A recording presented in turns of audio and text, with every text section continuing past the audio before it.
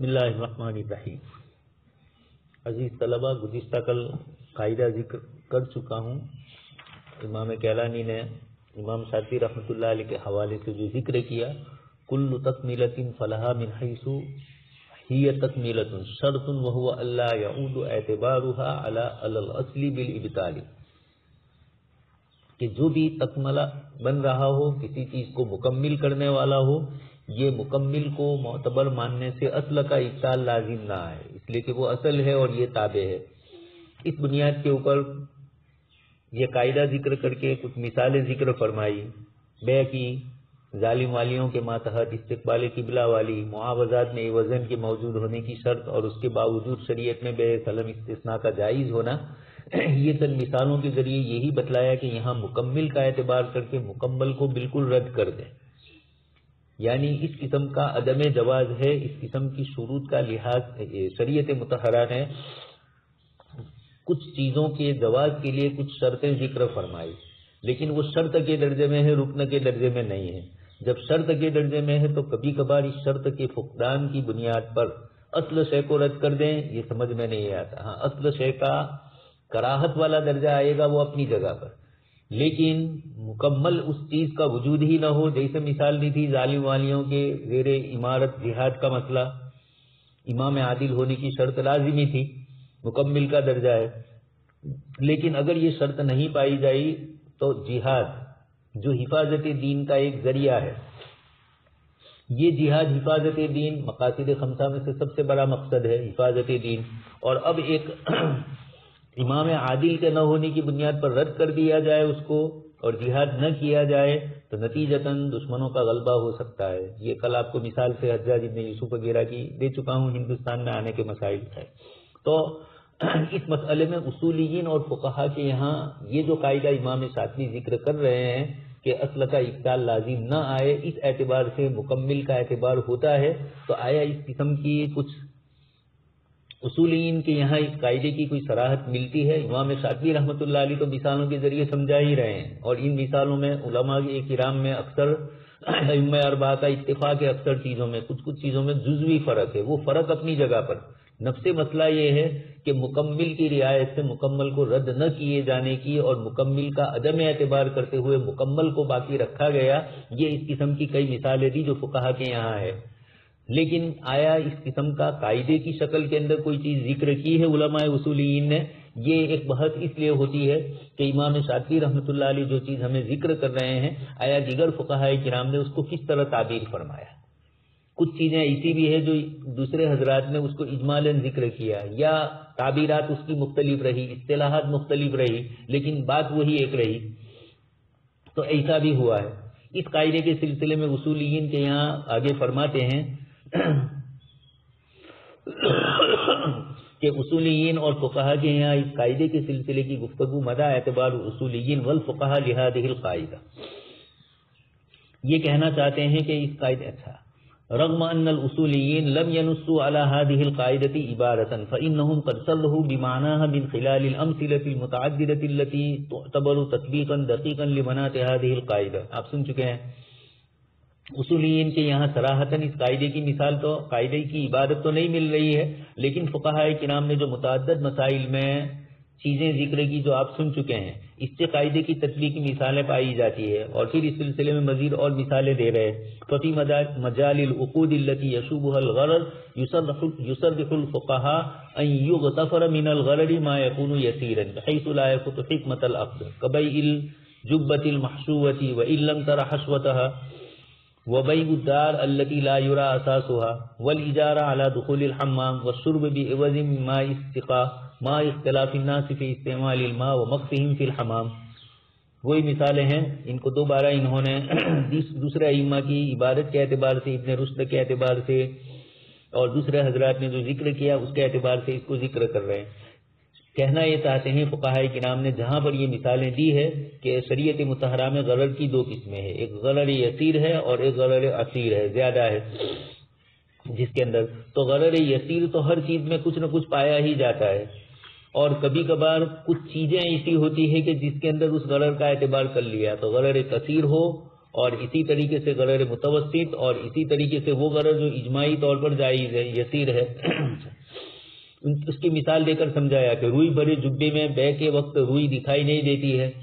کل آ چکی ہے یہ مثال۔ اسی طرح گھر کی بے کے وقت بنیاد، اس کی پائے کتنے مضبوط ہے، کتنے اسٹیل کے سلیے اس میں لگائے گئے ہیں اور کس طریقے کا اس کا بوجھ ہے، اور اسی طریقے سے عصر حاضر میں تو زلزلے کی بنیاد پر زلزلہ پروف جو آج کل مکانوں کی تعمیر کا مسئلہ ہوتا ہے، یعنی کم نقصان ہو، اس طرح تعمیر کی جاتی ہے۔ تو ان چیزوں کا کچھ پتہ ہمیں نہیں ہوتا ہے، یہ تو نیچے اس قسم کی ساری چیزوں کا تعلق ہوتا ہے۔ اب جب مکان تیار ہو چکا ہے اور اب آپ خرید رہے ہیں، اچھا اسی طرح ایک اور مثال دی، حمام میں نہانے کا کرایہ، اسی طرح نہر سے پانی لینے کا معاوضہ۔ ہمارے یہاں جو کھیتیاں ہوتی ہیں کنوؤں سے، نہروں سے، وہاں یہی ہوتا ہے 1 گھنٹے کے اتنے روپیے۔ اب کچھ زمینیں ایسی ہوتی ہے کہ جو بہت خشک ہوتی ہے تو زیادہ پانی استعمال کر لیتی ہے، اور کچھ زمینیں ایسی ہے، یا مثلا جیسے ہمارے یہاں بارش سے پہلے ہمارے دیہاتوں میں ہنگلہ وغیرہ، کوتھی وغیرہ میں دیکھتے ہیں، بارش سے پہلے ہی یہ لوگ بھینڈی اور اس طرح کی دوسری چیزوں کی کھیتی شروع کر دیتے ہیں۔ اب انہوں نے پانی بھی دیا اور اب اس کے بعد بارش ہوئی، یا بارش ہو چکی ہے اب اس کے بعد پانی کی ضرورت ہے، تو یقینی بات ہے کہ اب پانی زمین اندر کم استعمال کرے گی، کم چوسے گی۔ دوسری زمین ایسی ہوگی کہ جہاں بارش ہی نہیں ہوئی ہے، یا جہاں کھیتی اس سے پہلے پانی نہیں لیا گیا ہے، تو وہاں زیادہ پانی کی ضرورت ہوگی۔ اسی طرح حمام خانے میں ایک آدمی کم پانی استعمال کرتا ہے، ایک آدمی زیادہ استعمال کرتا ہے۔ ہمارے یہاں ایک صاحب ہے، ابھی بھی زندہ ہے، ہم لوگ چھوٹے تھے تو ان کو کلی کرتے دیکھ رہے تھے، پرانی مسجد تھی وہاں، تو 29 مرتبہ ایک وضو کے اندر وہ کلی کر رہے تھے، تو لوگ مذاق بھی کرتے تھے۔ اس وقت پانی کی 2 ٹنکیاں تھیں، تو کہا یہ دونوں ٹنکیوں کا پانی تیرے وضو کے کلی ہی میں چلا جائے گا۔ خیر، تو اس طریقے سے استعمالات کا فرق ہوتا ہے، لیکن اس کے باوجود معاوضہ متعین ہوتا ہے کہ 1 گھنٹے کا اتنا۔ تو بہت سی چیزیں ایسی ہیں جس کے اندر مجہولیت ہوتی ہے، لیکن اس کے باوجود وہ اب لوگوں کے درمیان رائج ہے اور اس کو قابل برداشت سمجھا جاتا ہے۔ کتنا پانی استعمال کیا یا حمام میں کتنی دیر ٹھہرا، اسی طرح کل مثال دے چکا ہوں، ایک ہی مکان ہے، کرائے پر رہنے والوں کا الگ الگ فرق ہوتا ہے۔ گاڑیاں ہم دیکھتے ہیں، ایک آدمی کے پاس 15-20 سال سے گاڑی ہے لیکن ایسا لگے کہ بالکل نہیں، اور ایک آدمی کے پاس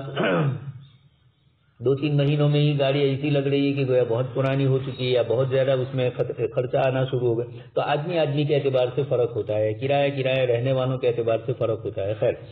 گفتگو یہ ہے کہ اس قسم کے مسائل میں فقہائے کرام نے یہی فرمایا کہ غرر معمولی ہوتا ہے تو عقد کو جائز کہا جاتا ہے، اور اگر ممانعت غرر کے اصول کو ان جیسی صورتوں میں بھی برتا جائے اور معمولی سے غرر کو بھی نظر انداز نہ کیا جائے، تو یقینی بات ہے کہ کتنے معاملات ہمارے معدوم ہو جائیں گے، معطل ہوں گے اور زندگی میں پریشانی ہوگی۔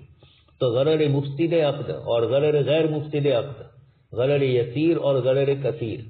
یہ جو فقہائے کرام کی اصطلاحات ہیں، ان اصطلاحات سے یہی معلوم ہوتا ہے کہ فقہائے کرام نے کچھ مجہولیت کو قابل برداشت سمجھا ہے، جہاں پر اس مجہولیت سے آپس میں اسی قسم کے مسائل عصر حاضر میں چل رہے ہیں۔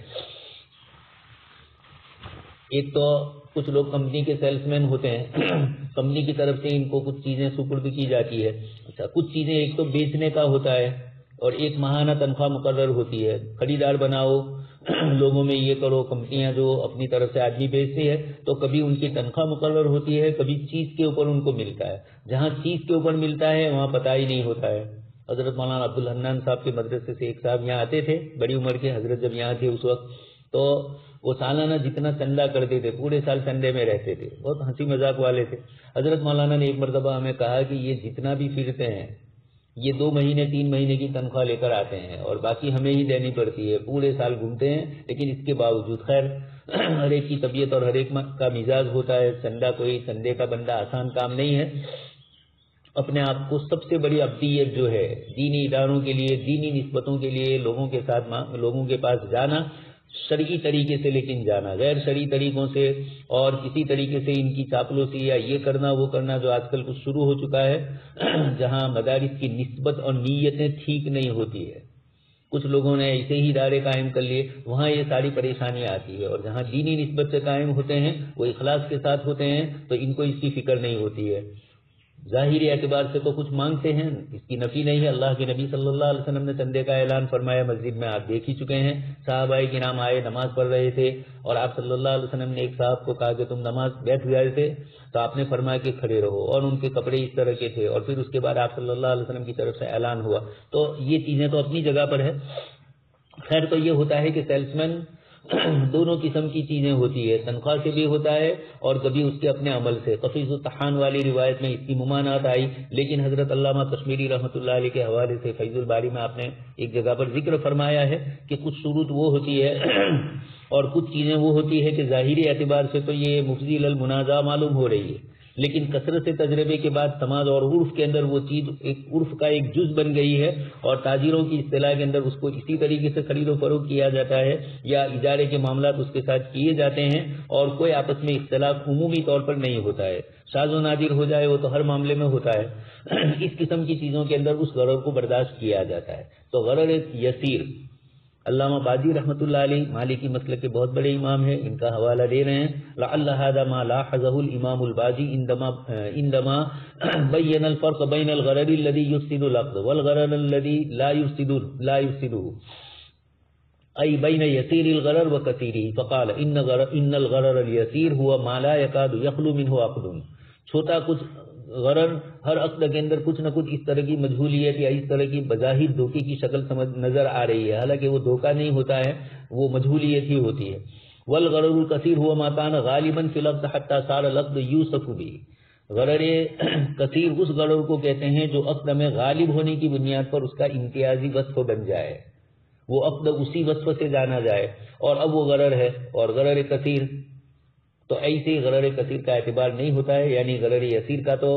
قابل برداشت ہو جاتا ہے، لیکن غرر کثیر قابل برداشت نہیں ہے. اس لیے کہ شریعت نے ایک طرف معاملات میں غرر سے اسی لیے منع کیا کہ جھگڑے نہ ہو، جھگڑے کی بنیاد پر آپس میں ایک دوسرے پر ہاتھ اٹھے گا، کورٹ کچہری کے چکر ہوں گے، یہ اس طرح کی چیزیں ہوگی، آپس میں تعلقات عدم استوار ہوں گے، اور یہ شریعت میں یہ سب عدم غیر مطلوب ہے. اس لیے یقینی بات ہے کہ شریعت غرر یسیر کا تو اعتبار کر لیتی ہے، غرر کثیر کا نہیں. اسی طریقے سے ابن رشد، یہ دو ہے، ابن رشد الجد اور ابن رشد الحفظ. اسی طریقے سے ابن تیمیہ رحمۃ اللہ علیہ بھی ابن تیمیہ ہے، اور ابن تیمیہ حفید اور ابن تیمیہ الجد، وہاں بھی یہ لفظ آتے ہیں. آپ کی کتاب ہے اصول فقہ کے اندر، اور اس کے اندر بہت ساری اس طرح کی مثالیں دی گئی ہے، بس بہت ساری عبارتیں ذکر کی ہے ابن تیمیہ رحمۃ اللہ علیہ کا المسودہ اصول فقہ میں ہے.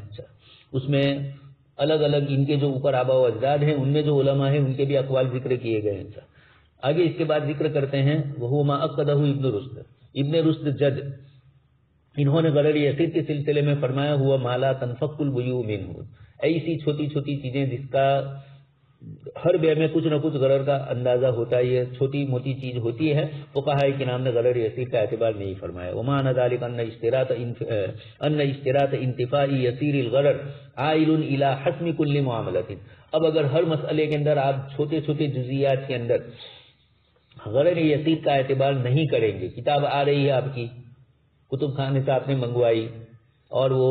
ڈاک کے ذریعے آ رہی ہے، ریل کے ذریعے آ رہی ہے، اور کوریئر وغیرہ کی جو شکلیں ہوتی ہیں ان کے ذریعے آ رہی ہے، کچھ نہ کچھ تو اب اس کے اوپر کے حصے میں کچھ نہ کچھ ہلکی سی چیز پائی جاتی ہے. ایک دو کتاب میں ہے، اور ایک یہ ہے کہ کتابیں ہی پھنس گئی ہے، کاغذات اس کے منتشر ادھر ادھر ہو گئے. تو یقینی بات ہے کہ یہ غرر یسیر اور غرر کثیر کا فرق تو ہوگا ہی. غرر یسیر قابل برداشت ہوگا، پھر اس میں عرف کا اعتبار ہوگا. جو تاجر جس چیز کے ہیں ان تاجروں کے یہاں اس کا جو عرف ہے اس عرف کا اعتبار، ڈاکٹروں کے یہاں جو عرف ہے اس کا اعتبار. غرر یسیر اور غرر کثیر کا اعتبار کیسے کیا جائے؟ تو فقہا نے تعریف تو ذکر فرمائی کہ اگر آپ غرر یسیر ایسا ہے کہ اگر آپ اس کی رعایت کرنے جائیں اور بے کو غرر کا اعتبار کریں اور بے کو عدم جواز کا فتویٰ دے تو بہت سارے معاملے رد ہو جائیں گے اور انسانوں کو پریشانی ہوگی. اسی کو ذکر کر رہے ہیں کہ غرر یسیر وہ ہے جس سے بیوع محفوظ نہ رہتی ہو. اس کا مطلب یہ ہوا کہ غرر یسیر کو بھی عقود سے الگ رکھنے کی شرط لگانے سے تقریباً بہت سارے معاملات اور بہت سارے عقود و بیوع میں خلل واقع ہوگا. اور دوسری اس کی تعبیر یہ بھی کی جا سکتی ہے کہ مکملات کو مکملات پر غلبہ اور فوقیت دی جا رہی ہے، اسی کو فرمانے ومن کل اپنے نوبین ان المکملات ستقدم علی المکملات وہذا باطل، اس لیے اس کا اعتبار غرر یسیر معاف کر دیا جائے گا۔ آگے امام قرافی رحمۃ اللہ علیہ نے غرر کی جو چند قسمیں ذکر کی ہے اس کو بھی ذکر فرماتے ہیں۔ کثیر ممتنع اجماعاً، غرر کثیر بالاجماع ممنوع ہے، جیسے اڑتے ہوئے پرندے کی بے، آپ فقہ میں سن چکے ہیں مسائل میں۔ اسی طریقے سے وہ غرر جو اجماعی طور پر جائز ہے، جیسے گھر کی بنیاد اور جبے کی روئی والا ابھی جو مسئلہ آیا وہ۔ اسی طریقے سے متوسط، اب اس میں اختلاف، اس لیے کہ غرر یسیر تو معاف ہے، غرر کثیر معاف نہیں ہے، یعنی اس غرر کا اعتبار کیا جائے گا۔ تو اب کس کو غرر کثیر اور کس کو غرر یسیر کہا جائے تو سمجھ میں آ گیا۔ لیکن کبھی کبھار یہ ہوتا ہے کہ ایک غرر مفتی کے سامنے سوال آتا ہے، وہ اس کو غرر کثیر سمجھتا ہے یا غرر یسیر سمجھتا ہے۔ کثیر سمجھنے کی بنیاد پر ممنوع ہوگا اور یسیر ہونے کی بنیاد پر جواز ہوگا۔ تو اب یہ ہے غرر متوسط، لیکن دونوں پہلو لیے ہوئے، تو کس کا غلبہ ہے اس کے اندر اس کا اعتبار کیا جائے گا۔ اس سلسلے میں علماء کا پھر اختلاف ہے کہ اس کو غرر قلیل کے ساتھ شریک کیا جائے یا غرر کثیر کے ساتھ۔ قلیل کے سے زیادہ غرر پائے جانے کی وجہ سے تو کثیر کا حکم کچھ حضرات دیتے ہیں، جبکہ کچھ حضرات فرماتے ہیں کہ کثیر سے کم تر غرر ہونے کی بنیاد پر اس کو قلیل ہی سمجھا جائے گا۔ اب یہ جیسی جیسی چیز ہے اور جیسے سے مسائل آپ کے سامنے آئیں گے فقہ کے، یا نیا مسئلہ آیا، اس موقع پر آپ کو غور کرنا ہے کہ شریعت مطہرہ نے جس غرر کا اعتبار کیا ہے یعنی کثیر ہونے کی شکل کا، تو اس میں کیا کیا نقصانات پائے جاتے ہیں، اور اس غرر کی بنیاد پر بھی لوگوں کو کیا نقصان پائے یا مشتری میں سے کسی کو کیا ہو رہا ہے، یہ غرر دیکھنے کے بعد پھر اس کا اندازہ لگایا جاتا ہے۔ اسی طریقے سے ایک اور قول کسی مالکی عالم شیخ محمد علی ان کا ذکر کر کے ذکر فرماتے ہیں علی اساس التفریق بین الغرر المغتفر و بین الغرر غیر المغتفر، جو قابل برداشت ہے اور جو قابل برداشت نہیں ہے، نظر انداز کرنے کے لائق ہے اور نظر انداز کرنے کے لائق نہیں ہے، ان کے درمیان فرق کی وجہ بتلاتے ہوئے یہی فرمایا کہ اس سلسلے میں اصل یہ ہے کہ عقد سے مطلوب مصلحت کس حد تک پائی جا رہی ہے۔ بہت شاندار انہوں نے بھی فرمایا کہ وہاں عقد کی مصلحت کو دیکھا جائے۔ یہ سب چیزیں وہ ہے جبکہ فقہ کے اندر مہارت کے بعد نئے مسائل میں آپ غور و فکر کریں، ابھی سے ترتیب بتلائی جا رہی ہے، لیکن اس ترتیب کو بھی اپنایا جائے، محنت کر کے اس میں تلاش بھی کیا جائے، اور پھر ہمارے اکابر نے اس سلسلے میں کیا فرمایا اس کو بھی دیکھا جائے۔ پہلے خود اپنی طرف سے محنت کی جائے اور ایک پختہ علم آپ کو اس سے حاصل ہو، یا یہ کہ آپ یہ سمجھیں کہ اس مسئلے کی کتنی نزاکتیں اور لطافتیں اور باریکیاں ہیں۔ اب جب اکابر کا فتویٰ دیکھیں گے اور اس کی عبارت دیکھیں گے، حضرت تھانوی رحمۃ اللہ علیہ کی عبارتوں میں عمومی طور پر یہی ہو رہا ہے، بیان القرآن میں بھی اشکالات کے جوابات بہت معمولی الفاظ کے ذریعے آپ دے رہے ہیں، لیکن یہ تب پتہ چلے گا جبکہ بہت ساری تفسیریں پڑھ کر اس کے بعد حضرت تھانوی رحمۃ اللہ علیہ کی تفسیر دیکھی جائے۔ اس طریقے سے یہاں پر بھی غرر کے اندر یہ چیزیں پائی جاتی ہے یا نہیں پائی جاتی کسی چیز کے اندر، یہ آپ کو غور و فکر کرنا ہوتا ہے۔ خیر، تو غرر اور جہالت کی انہوں نے بھی 3 قسمیں بتلائی، اور انہوں نے بھی وہی کلام کیا جو اس سے پہلے آپ سن چکے ہیں۔ ایک تو جس کی موجودگی میں معقود علیہ کا حصول ممکن ہی نہ ہو، غرر کثیر ہے، جس کی موجودگی میں معقود علیہ کا تھوڑا سا حصہ ہی حاصل ہو، اور جس کی موجودگی میں معقود علیہ کا اکثر حصہ حاصل ہو سکے۔ پہلی دونوں قسموں سے تو پرہیز کرنا ہے، اور تیسری قسم غرر اور جہالت کو شرعی اعتبار سے نظر انداز کر دیا گیا۔ اسی طرح غرر اور جہالت کی تیسری قسم میں تسامح سے کام لینے، اور پہلی اور دوسری قسم کی بابت تسامح نہ کرنا، اس کا سبب بھی معقود علیہ سے مقصود مصلحت کے غائب حصے کا پایا جانا اور نہ پایا جانا ہے۔ تیسری قسم کی میں شرط مکمل کو معتبر ماننے کی صورت میں معقود علیہ کی مصلحت فوت ہو جائے گی۔ اس کے برخلاف پہلی اور دوسری قسم میں خود یا تو مصلحت ہی پائی نہیں جائے گی، یا اگر پائی گئی تو بہت کم درجے کی پائی گئی، تو مجہول الجنس یا مجہول النوع چیز کی بے، ایک چھری یا ایک جال کے اندر ایک مرتبہ آنے والے شکار کی بے، ضربۃ الغائص او القانف۔ اسی طرح پھل آنے سے پہلے ہی ان کی بے، یا کسی ایسی چیز کی بے جو بائع کے قبضے میں ہی نہ ہو۔ یہ جتنی مثالیں انہوں نے دی ہے، ان صورتوں میں غرر اتنا زیادہ پایا جاتا ہے کہ عقد سے مقصود مصلحت متحقق نہیں ہو رہی۔ معلوم یہ ہوا کہ غرر کثیر میں مصلحت ہی نہیں پائی جاتی، یا مصلحت کے اکثر حصے کا فقدان ہوتا ہے،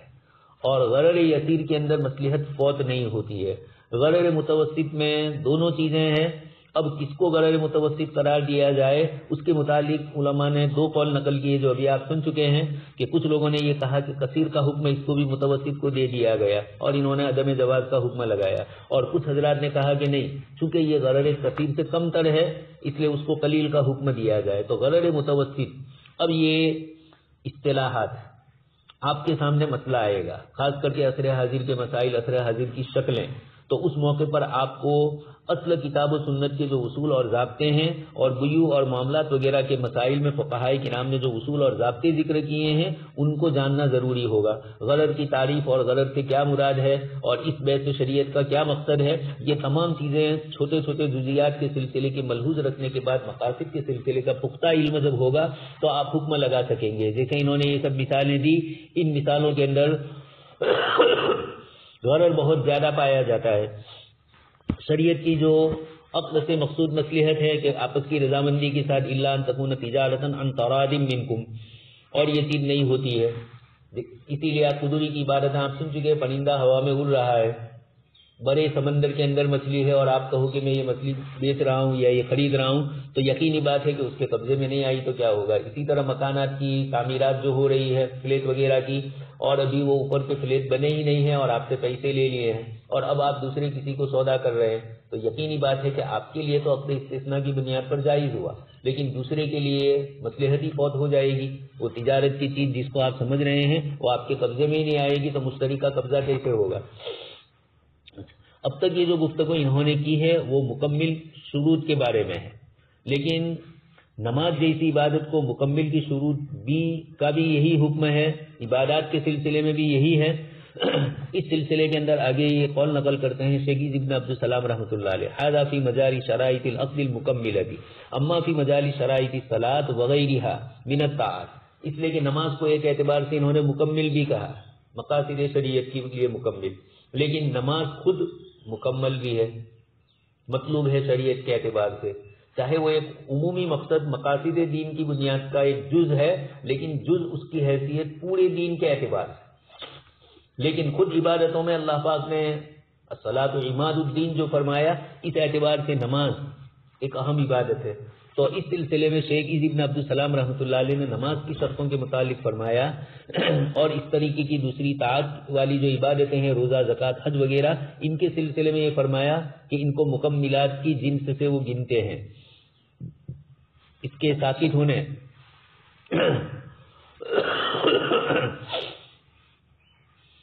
شیخ ابن عبدالسلام رحمۃ اللہ علیہ قاعدے فقہیہ کو بیان کرتے ہوئے وضاحت کرتے ہیں، ان کا یہ فرمانا ہے کہ مکلف آدمی عبادات کی حکمت کے لیے مکمل کی حیثیت رکھنے والی بعض شرائط کو ادا کرنے سے اگر معذور ہے تو ایسی صورتوں میں ان شرطوں کی ادائیگی کا حکم اس سے ساقط ہوگا۔ کل مثال آپ سن چکے ہیں،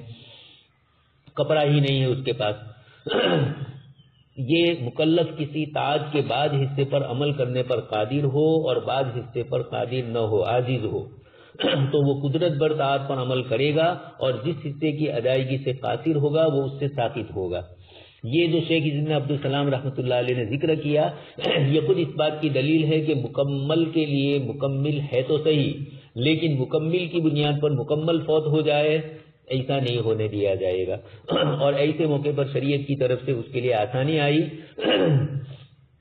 اور ان شرطوں کی ادائیگی اس کے حق میں ثابت ہوئی، اس لیے کہ شرط پر عمل کرنا ہی ممکن نہیں ہے، کپڑا ہے ہی نہیں اس کے پاس۔ اسی طریقے سے استقبال قبلہ، کسی بھی طریقے سے قبلے کے متعلق قطعی معلومات ہے ہی نہیں، تو اب تحری کر کے شریعت نے اس کی اجازت دی۔ تو استقبال قبلہ، اور آپ سن چکے ہیں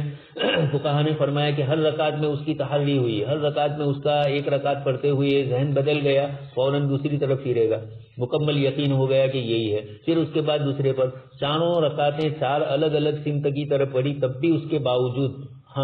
معمولی شکوک والی چیزیں یہاں مراد نہیں ہے،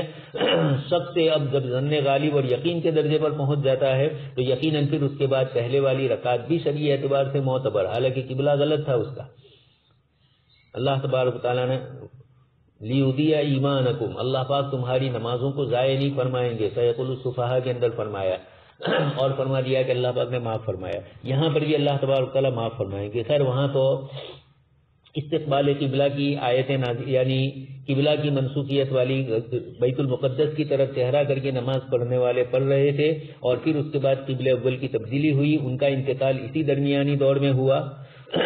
یہ جو بیچ کے چند مہینے تھے جن کے متعلق مفسرین صاحب سن چکے ہیں، اتنے مہینوں میں جو نمازیں پڑھی ان کی بھی شرعی اعتبار سے صحیح ہو جائے گی، چاہے انہوں نے بیت المقدس کی طرف، اس لیے کہ اس وقت حکم وہی تھا۔ خیر، تو یہ تو دوسرا مسئلہ ہے۔ یہاں گفتگو یہ ہے کہ اس طریقے سے شریعت مطہرہ نے مکلف کو یہ کہا کہ کسی طاعت کے بعد حصے پر عمل کرنے پر قادر ہو اور بعض سے بالکل قادر نہیں ہے تو قدرت بر طاعت پر عمل کرے گا۔ پھر فقہا میں آپسی جزیات کا اختلاف ہو وہ ایک الگ بحث ہے، لیکن فی نفسی ہی اس بات پر قاعدے پر تو سب کا اتفاق ہی ہے کہ اس طریقے سے ہوتا ہے، اور جس حصے کی ادائیگی سے وہ قاصر ہے شریعت مطہرہ اس کو ثابت کرے گی۔ اب قاصر ہونے کا مطلب یہ ہے کہ کسی طرح وجود میں نہیں آ رہا، کپڑا ہے ہی نہیں، یا قریب میں نجاست کو دھونے کے لیے، صاف کرنے کے لیے پانی اور مائعات جن کا فقہا نے ذکر کیا ہے ان میں سے کچھ نہیں ہے، تو اس نجاست کے ساتھ وہ نماز ادا کر لے گا۔ کچھ حضرات نے قضا کا مسئلہ بھی ذکر کیا، تو نماز کا مسئلہ تو خیر اپنی جگہ پر ہے،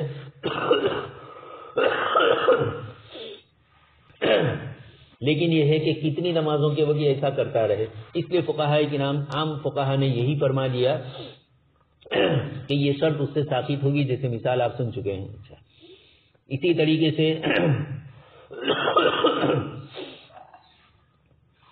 طاعت کے کسی حصے کی ادائیگی سے مکلف قاصر ہے، جیسے نماز کی بات کرتے ہیں، تو اس کے ساکت ہونے کا حکم لگانے کا سبب یہ ہوا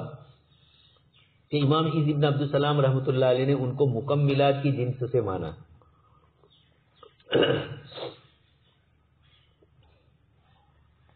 لہذا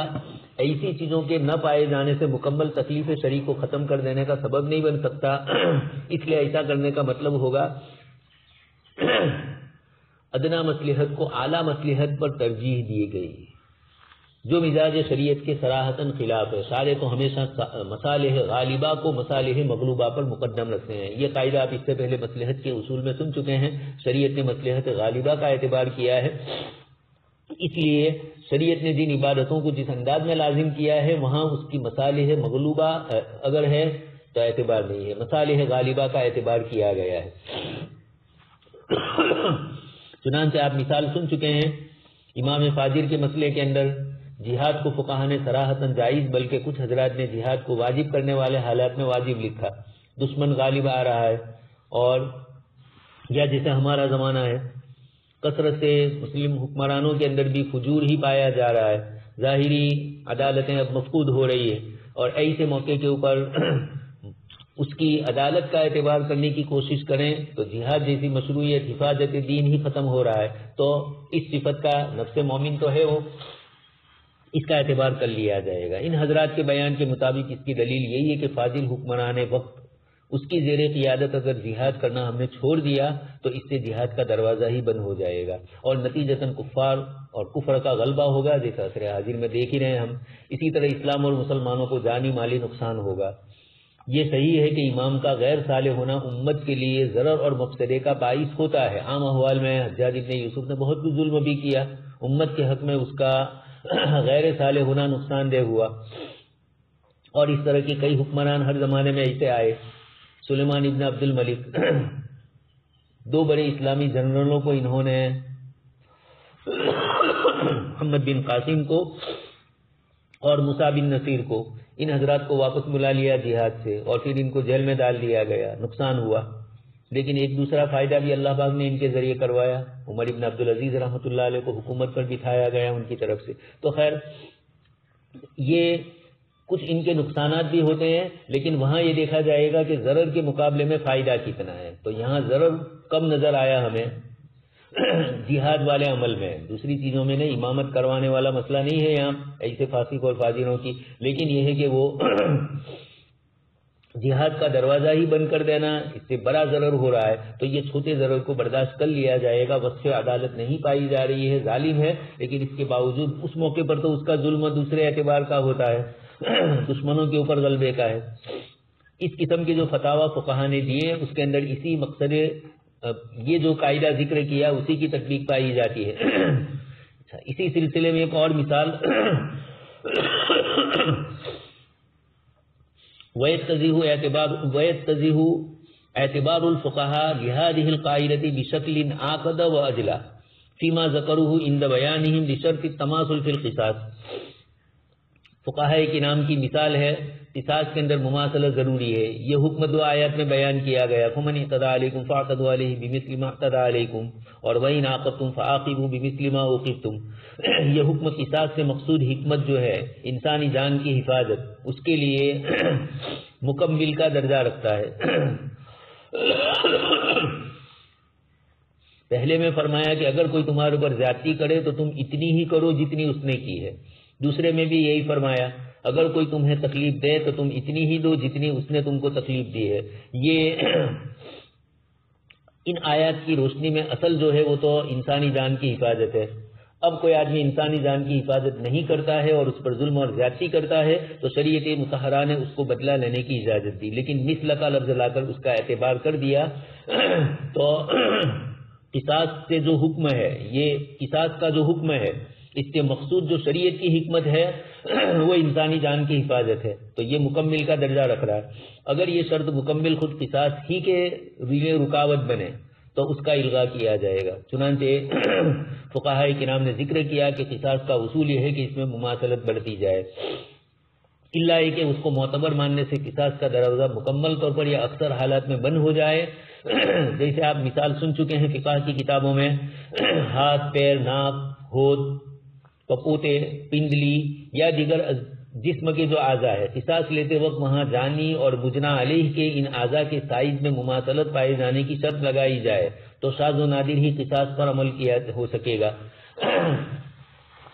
اس کی آنکھ بڑی ہے، اس کی چھوٹی ہے تو اس کا ہاتھ بڑا ہے، اس کا ہاتھ چھوٹا ہے، مرد کا ہاتھ ہے، عورت کا ہاتھ ہے. یہ اس قسم کی چیزوں کا قصاص لیتے وقت اگر ان دونوں کے درمیان مماثلت کا یہ اعتبار کرے تو یہ تو مماثلت ہوگی ہی نہیں، تو ایسی مماثلت کوئی ضروری نہیں ہوگی. اسی طریقے سے اس وقت بھی جب دونوں کے اعضاء کے منافع میں بھی مماثلت کی شرط لگائی جائے، اس لیے کہ دونوں کے ہاتھوں کی طاقت، پیروں کا چلنا، آنکھوں کی نگاہ، کانوں کی سماعت سب کی برابر تو نہیں ہو سکتی. لہذا اگر قصاص کے لیے شرط لگائی جائے کہ منافع میں بھی مماثلت ہو تو یقینی بات ہے کہ ہر قاضی اور ہر فتویٰ دینے والا ان چیزوں کا چھوٹی چھوٹی ان جزیات کا اعتبار کرنے جائے تو کبھی بھی قصاص متعین نہیں ہو سکے گا. ہر موقع پر قصاص کے لیے مماثلت کی جو شرطیں لگائی کوئی نہ کوئی شرط مفقود ہوگی، اور اس کی بنیاد کے اوپر اسلامی سماج اور اسلامی معاشرے کے اندر جب قصاص نہیں لیا جائے گا، جیسے اس وقت آپ دنیا میں دیکھ رہے ہیں انسانی جان اور انسانی مال سب سے زیادہ ارزاں کر دیا گیا ہے. کوئی بھی لوٹنے والا کھینچنے والا کھینچ لیتا ہے تو ظلم اور زیادتی کا عموم ہو جائے گا. اس لیے اس سے بچنے کے لیے قصاص کے اندر اس قسم کی چھوٹی چھوٹی تماثل کی جو شکلیں بنتی ہیں ان کا اعتبار نہیں کیا جائے گا. اسی طرح اگر مقتول بالکل دنیا سے جانے کی تیاری میں ہے اور اس کو مارا گیا، اور قاتل بالکل تندرست ہے، نوجوان ہے، لمبے عرصے تک ظاہر میں زندہ رہنے کے اس کی نشانات اور آثار ہے، تب بھی اس نوجوان کو اس بری عمر کے آدمی کے قتل کرنے کے بدلے میں قتل کیا جائے گا. فقہاء کرام نے یہاں مماثلت کا یہ فرق اگر ملحوظ رکھے تو ہر نوجوان آدمی کسی کو مارنا ہوگا تو بڑی عمر کے آدمی کو ہی مارے گا اس کے خاندان میں، اور اس طریقے سے فساد مچائے گا. یہ تمام مسائل اسی اصول کی تطبیقات کے ہیں کہ مکملہ کا اعتبار اسی وقت تک کیا جائے گا جب تک وہ مکمل کے خاتمے کا ذریعہ نہ بنے. خاتمے کا باعث بنے گا تو پھر اس مماثلت کا اعتبار نہیں ہوا، اس لیے کہ وہ قصاص یعنی انسانی جان کی حفاظت کی جو شریعت مطہرہ کے یہاں جو اصل مقصود ہے یہی فوت ہو رہا ہے. اس لیے کہ آپ مماثلت کے چکر میں پڑ رہے ہیں اور قصاص نہیں ہو رہا ہے تو مجرمین کو ہمت افزائی ہوتی ہے،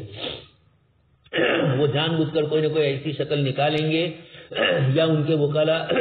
اس طرح کی چیزوں کو تلاش کریں گے اور نتیجتاً اس کو کوئی سزا ہی نہیں ہوگی. اسی بنیاد کے اوپر فقہاء نے قصاص میں مماثلت کی شرط مکمل کا اس وقت تک اعتبار کیا جب تک اس کی وجہ سے قصاص کے امکان کو ہی خطرہ نہ ہو جائے. مثلا یہ فرماتے ہیں کہ قصاص میں وہی آلے قتل اختیار کیا جائے جو قاتل نے استعمال کیا تھا، یہ مماثلت کے لیے ضروری تھا. اسی طرح جانی کو اس کی جنایت کے بقدر ہی سزا دینے کے وہ قائل ہے. اور آیت کریمہ میں بھی مثل ما ادا فرمایا، اس بنیاد پر یہی فرمایا۔ ان دونوں آیت میں سزا اور قصاص میں مماثلت کا حکم دیا گیا۔ ان تمام مثالوں کے اندر اس قاعدے کی مثالیں پائی گئی جو آپ سن چکے ہیں۔ آگے اس کے بعد چند جزوی مثالیں اور فقہی فروحات اور پیش کر رہے ہیں۔ آنے والی عبارتوں میں ایسے معتبر کلی قواعد ذکر کیے جائیں گے جو مسالے کے درمیان موازنہ کرتے ہوئے بڑی مصلحت کو چھوٹی مصلحت پر ترجیح دیتے ہیں، اور یہ آپ سن بھی چکے ہیں۔ چنانچہ چند قاعدے ذکر کر رہے ہیں۔ اسی کے اندر پہلا ذکر کیا نسبتاً خفیف ضرر کو اختیار کر کے شدید ضرر سے بچا جائے گا۔ الضرر الاشد یزال بالضرر الاخف۔ اسی طریقے سے اذا تعارضت مفسدتان روعی اعظمهما ضررا، در مفاسد میں تعارض کے وقت بڑے مفسدے کی رعایت کی جائے گی اور اس کا اعتبار کرتے ہوئے چھوٹے مفسدے کو